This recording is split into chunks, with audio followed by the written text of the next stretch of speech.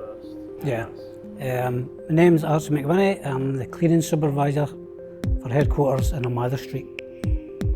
My first impression of the AquaTeck is very good. The process for filling up the bottles is very simple. So we'll basically get into the cleaning cupboards where the machines are.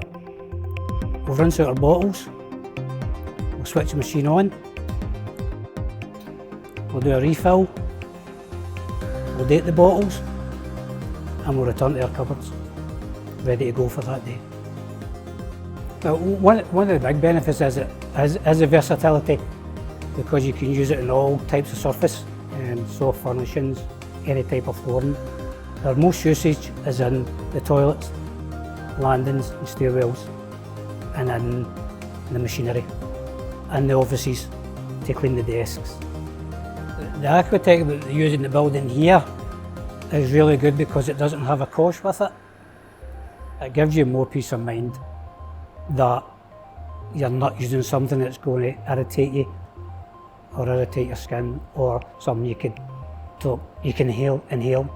My reassurance for everyone else that wants to use it is my experience with cleaning with it, and I could see that it cleans well with all the surfaces.